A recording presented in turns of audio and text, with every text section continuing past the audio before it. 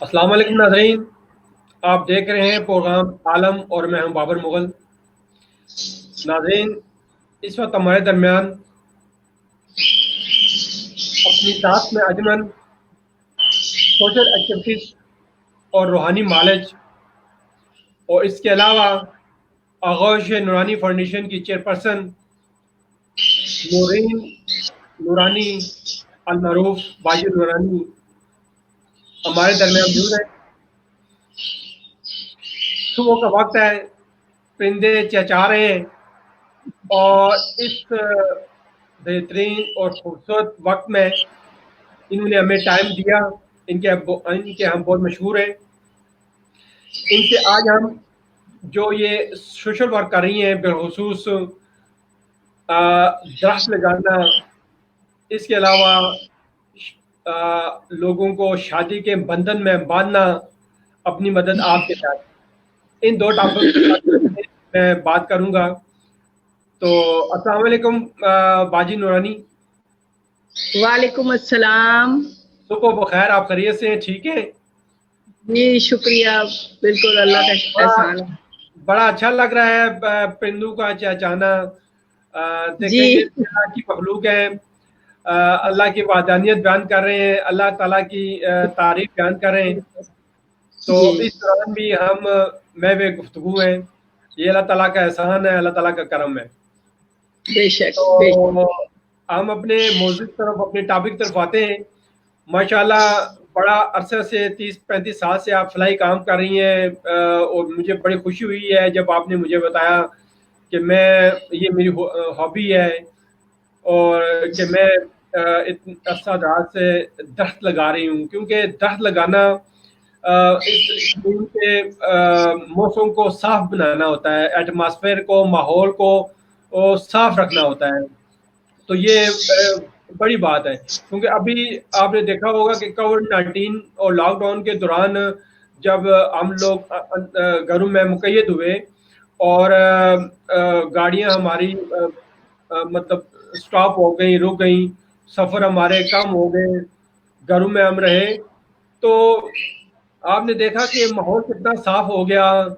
اور بالکل جب ماحول صاف ہوا تو آپ نے یہ بھی دیکھا کہ آج دوسرے تیسرے دن بارش برس رہی ہے، اللہ کی رحمت برس رہی ہے۔ جی تو یہ سارا ماحول کی مناسبت سے ہے۔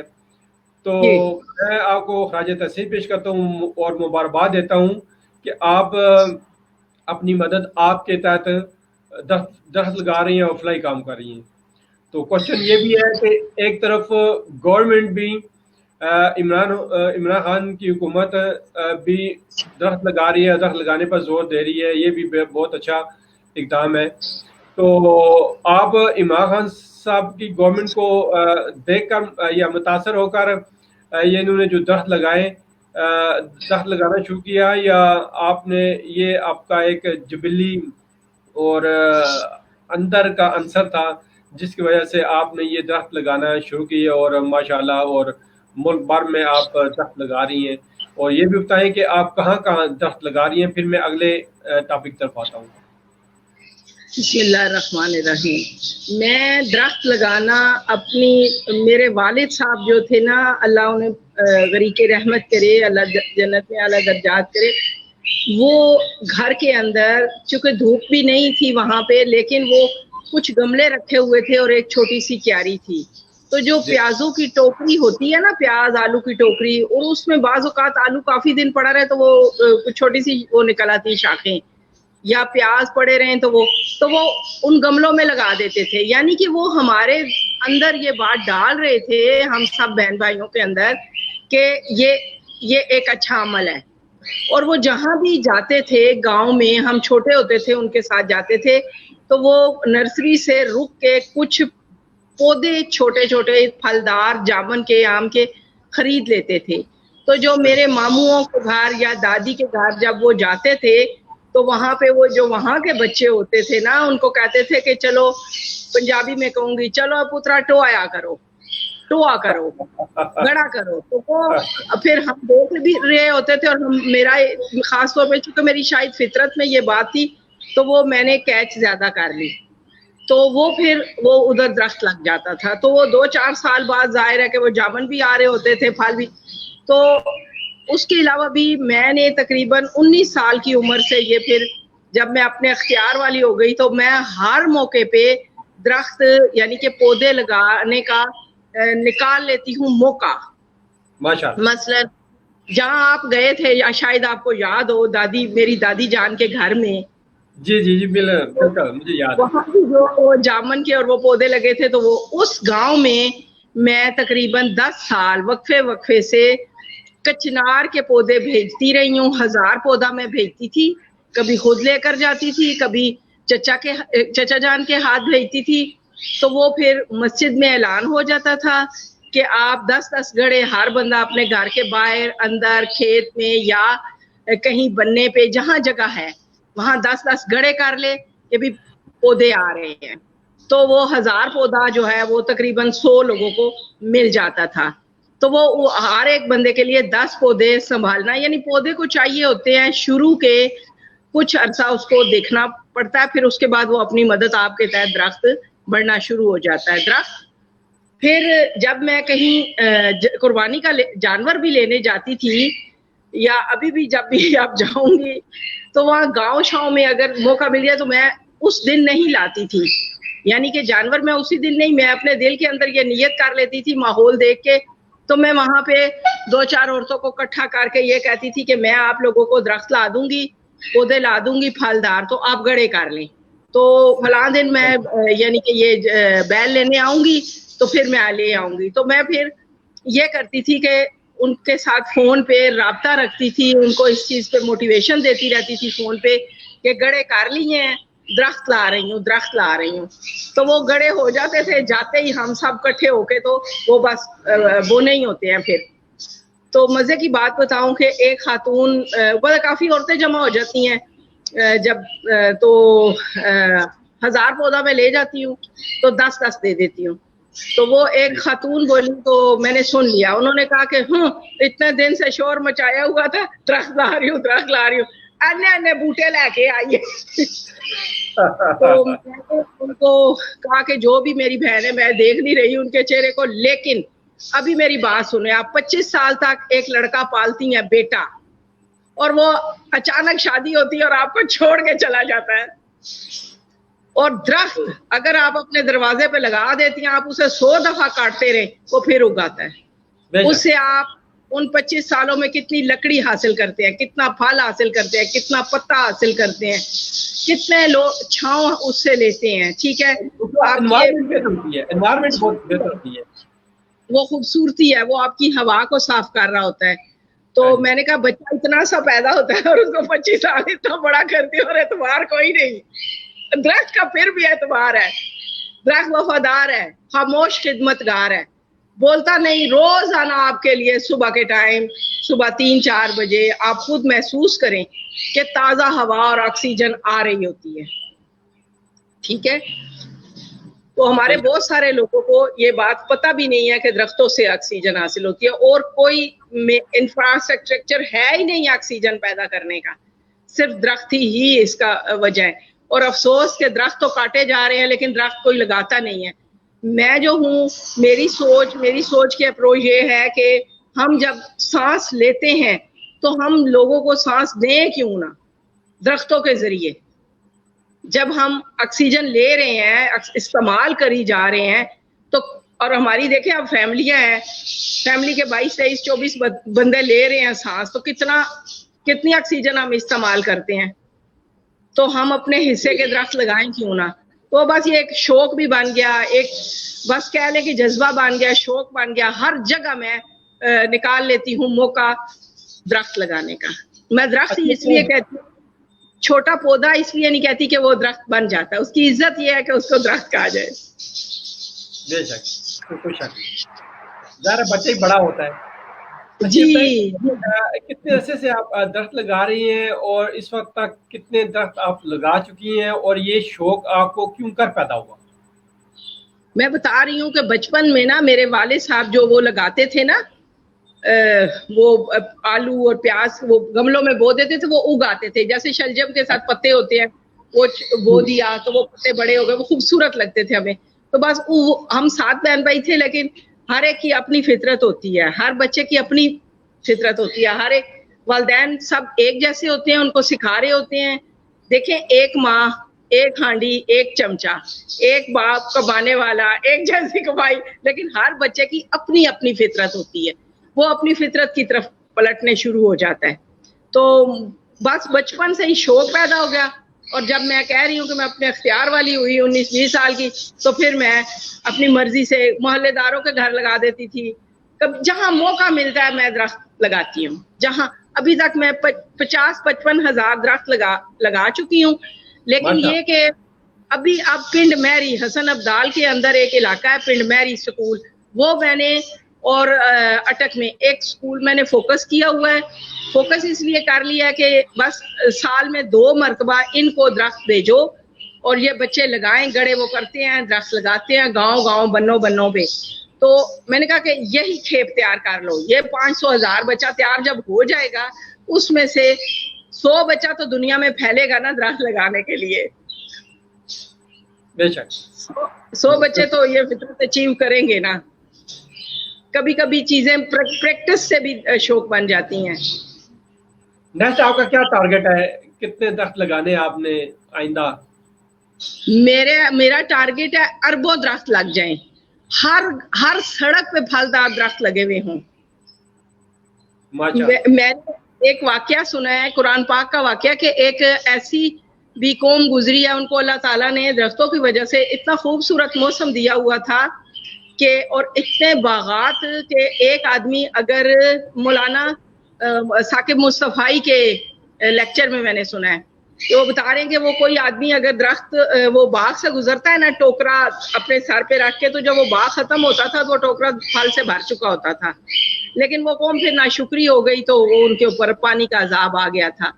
لیکن وہاں کا موسم درختوں کی وجہ سے اتنا صاف تھا کہ کوئی وہاں پہ حشرات الارض, یہ جو بچھو, سانپ اور اس طرح کے زہریلے جانور نہیں تھے.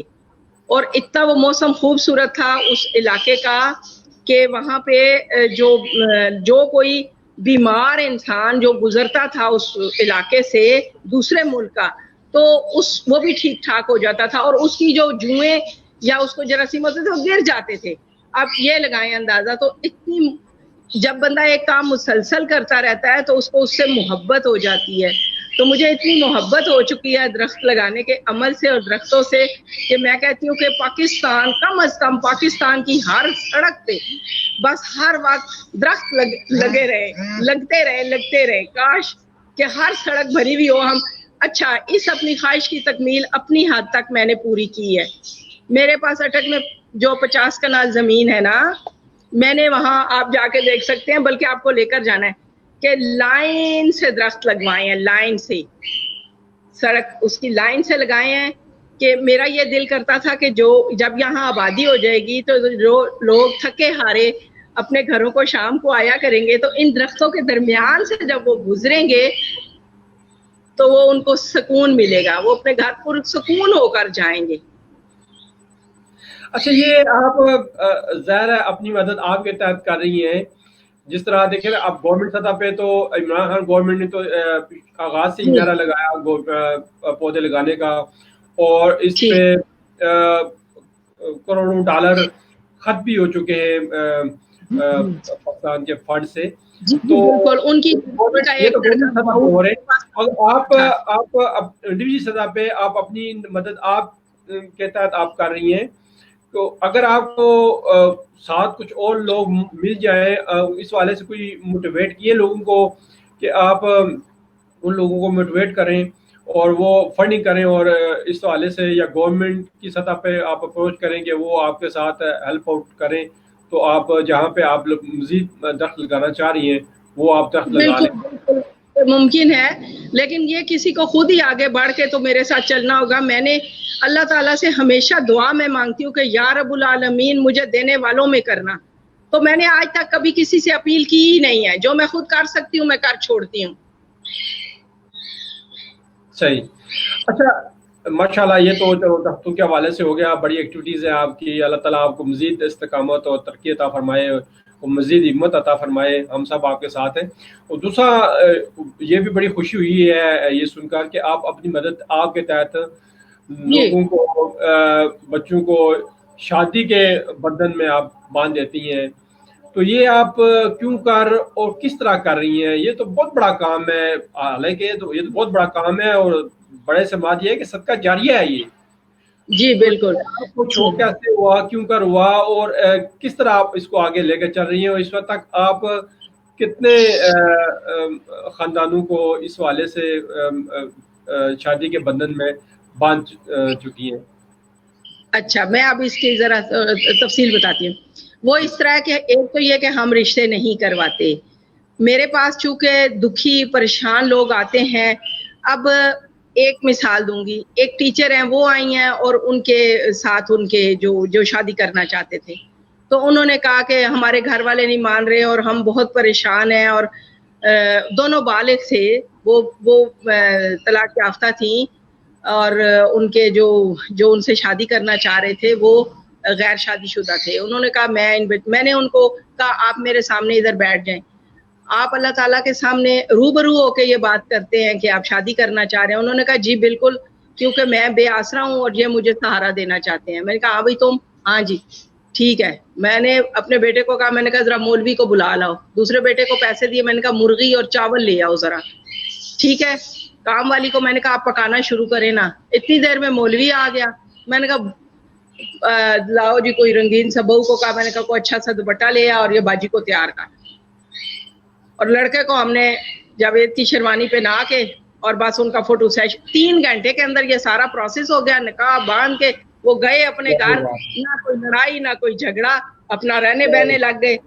अभी 17, 18, 15 एक साल हो गए उस काम को। अच्छा, फिर आती हैं कि जहेज, या मैं कहती हूँ बेटा जहेज के तो मैं खिलाफ हूँ, लेकिन कोई यतीम बच्चियां होती हैं ना, तो मैं उनके पास चली जाती हूँ अक्सर औकात। मैं कहती हूँ मुझे आप सिर्फ कान में ये बताएं कि अगर आपके अब्बू जिंदा होते तो आप उनसे क्या फरमाइश करती। तो कोई बच्ची कहती है मैं फलां पार्लर से तैयार होना चाहती थी, दिल से अपनी जो फरमाइश। कोई बच्ची कहती है कि मैं ना फलाना वाला लहंगा मुझे बहुत पसंद है, वो वाला मैंने लेना है। कोई बच्ची कहती है मेरा दिल चाहता था अगर अब्बू होते तो मैं सिलाई मशीन। कोई कहती है मेरा दिल चाहता है मैं वो कपड़ों वाली अलमारी अगर मेरे अब्बू होते मैं वो लेती। तो मैं उसको वो चीज लेकर देती हूँ या उस पार्लर से तैयार करवाती हूँ। कोई बच्ची कहती है फलां पार्लर से मैं तैयार होना चाहती हूँ, तो मैं उसको वो चीज करके देती हूँ जो उसका दिल चाह रहा होता है कि अगर मेरे अब्बू होते तो मैं ये ख्वाहिश का इजहार करती। तो मैं वो चीज करके फिर उसको देती हूँ। फिर जैसे घरों में फसाद होते हैं, झगड़े होते हैं, निकाह नहीं होने दे रहा, मैं कहती हूँ अच्छा आ जाओ, मौलवी को बुलाती हूँ, खाना तैयार करती हूँ। जो 10-12 बंदे होते हैं खाना भी खा जाते हैं, वो मियाँ बीवी बन के मजे से निकाह पढ़ा के चले जाते हैं घर। तो बाकी मुकाबला वो खुद ही करते हैं वैसे भी। माशाल्लाह माशाल्लाह, बड़ी प्यारी बात की अपना नाज़रीन ने। आपने देखा कि इन्होंने एक बात की बीच में से कि जब शादी करने का एक उन्होंने इरादा की इज़हार किया, तो इन्होंने अपने बेटे जावेद का नाम नहीं लिया। जावेद को मैं जी डॉक्टर जावेद, डॉक्टर जावेद साहब, तो उन्होंने डॉक्टर जावेद साहब की जो शेरवानी है वो घर से निकाल ली, चलो भी आओ। तो एक मतलब शादी को हमने इतना ये देख रहे हैं इस्लामी शरी काम है, तो इसको हमने इतना मुश्किल बना दिया है। तो मुश्किल नहीं बल्कि ईजी है, इस्लाम तो आसानियां पैदा करता है। जी जी जी, इसको शादी को भी, इस शरी मामले को भी आसान बनाना चाहिए। तो उन्होंने अपने बेटे की शेरवानी निकाल लाई ये लोग। तो ऐसी शादी तो बड़े बड़े फंक्शन अरेंज होते हैं और बड़ा पैसा खर्च होता है और देखा देखी, और जो मतवस्त तबके का जो लोग होते हैं वो भी देखा देखी अपनी इज्जत की खातिर उधार पैसा लेकर वो शादियों पे खर्च करते हैं, जो इनके लिए वबाल जान बच जाता है बाद में। तो माशाल्लाह बड़ी प्यारी बात की उन्होंने, मैं बड़े खुश हुआ हूँ। तो बड़ी अच्छी बात है। तो नेक्स्ट शादी का जिक्र मैंने किया है, उन्होंने बड़ी इस शादी के बाद बड़ी तरक्की की। पूरा एक मशहूर रसाला है, उसमें वो दोनों मियाँ बीवी काम कर रहे हैं और बड़ी तरक्की की उन्होंने। اور وہ جب بھی میرے پاس کبھی آتے ہیں تو وہ بڑا ہنستے ہیں، انجوائے کرتے ہیں، کہتے ہیں باجی نے تو ایک دم سے پوچھا اچھا کرنی ہے شادی؟ ہاں بھائی کرنی ہے شادی، چلو بھائی بلاؤ بولے پھر ہمیں یقین ہی نہیں آ رہا تھا کہ شادی ہو بھی گئی۔ اور یہ مٹھائی آ گئی تو ناظرین جو معاشرے میں بے راہ روی جو پھیلی جا رہی ہے، فحاشی اور جی یعنی اور اس طرح کے جو معاملات پیدا ہو رہے ہیں، یہ اس جو شرعی معاملہ ہے اس کو ہم نے بہت مشکل بنا دیا ہے، اس کو خود مشکل ہی نہیں بھی آسان کرنا ہے، اس کو خود ہی آسان کرنا ہے۔ نکاح کو آسان بنائیں، تب جی یہ معاملات آگے بڑھیں گے، معاشرے میں یہ جو برائیاں ہیں یہ ختم ہوں گی۔ تو ماشاء اللہ جی آبادی نے بڑی پیاری بات کی۔ تو اچھا یہ بتائیں کہ اس وقت تک کتنے خاندانوں کو آپ شادی کے بدن میں باندھ چکی ہیں؟